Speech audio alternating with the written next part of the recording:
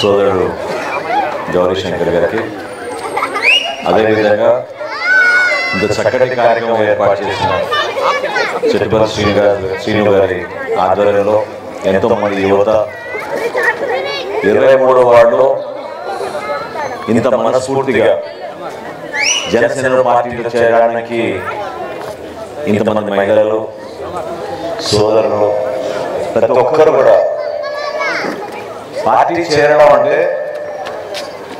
ఒక ముఖ్యమైన అంశం మన జీవితాల్లో.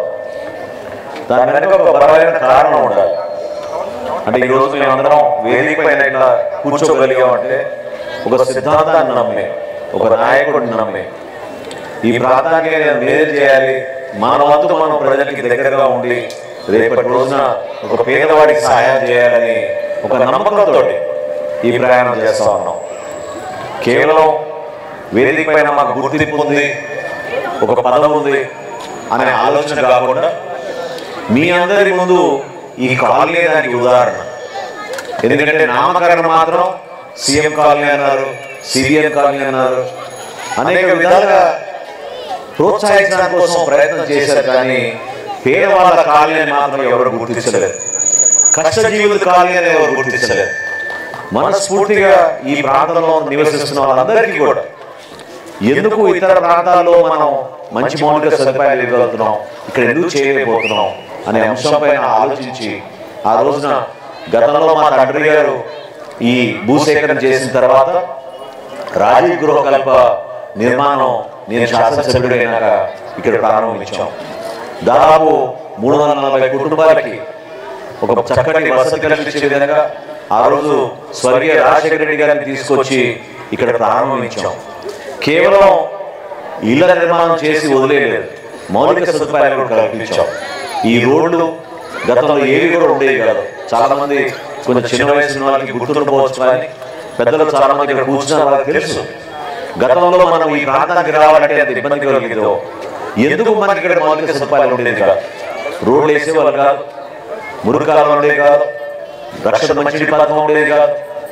కష్టపడి పాపం ప్రతిరోజు ప్రొద్దునే లేచి క్యారీలు పట్టుకుని వేరే ప్రాంతానికి వెళ్ళి పనిచేస్తుంటూ సాయంత్రం వరకు అక్కడే వర్షాలు గడిపి సాయంత్రం తిరిగి వచ్చినప్పుడు వాళ్ళు ఎదుర్కొన్న సమస్యల గురించి ఎవరు కూడా పట్టించుకునేవారు కాదు. కానీ వాస్తవంగా ఇక్కడ చేసే ప్రతి కార్యక్రమం కూడా నాకు బాగా గుర్తు.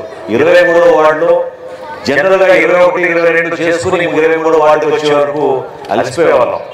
అంత ఈజీగా, ఎందుకంటే ఆ రోజుల్లో ఇంత జనాభా కూడా ఉండేవాళ్ళు కాదు. సందు తిరిగి ఇంటింటికి వెళ్ళి ఏం కావాలో, మీకు పెన్షన్ సమస్య ఉందా, ఇళ్ల పట్టాల సమస్య ఉందా, రేషన్ కార్డు సమస్య ఉందా, ఇందులో సోదరులందరూ చెప్పినట్టు మీకు కుటుంబశ్రీ సమస్య కావాలంటే కుటుంబశ్రీ కొంతమందికి ఇప్పించి ఉపాధి కల్పించే విధంగా ప్రయత్నం చేశాం.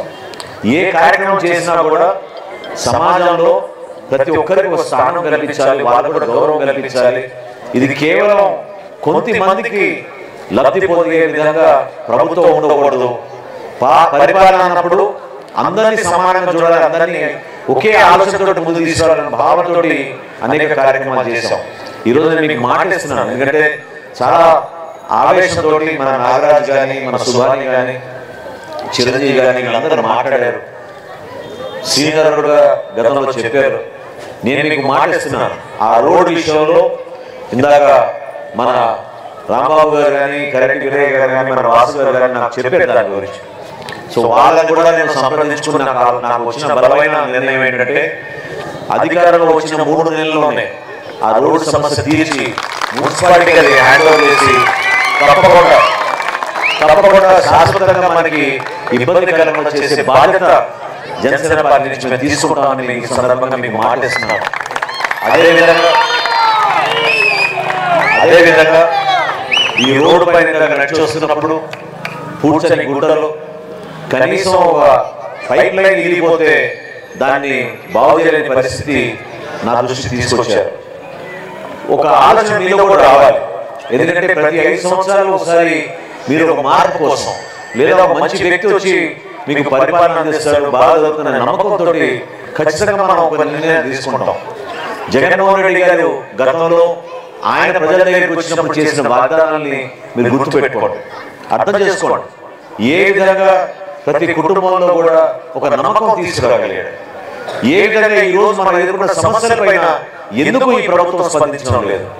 స్థానికంగా ఉన్న శాసనసభ్యుడు కానివ్వండి, ఈ ప్రాంతానికి చెందిన మంత్రులు కానివ్వండి, ఎంపీలు కానివ్వండి, ప్రభుత్వం నుంచి రావాల్సిన అధికారులు, ఎందుకంటే ఇక్కడ మన చక్కటి సోషల్ వెల్ఫేర్ హాస్టల్ ఉంది, చిన్నపిల్లలని మనం జిల్లా వ్యాప్తంగా మనం ఇక్కడ చాలా మంది వచ్చి చదువుకుంటారు, ఇక్కడ ఉంటారు మన దగ్గర.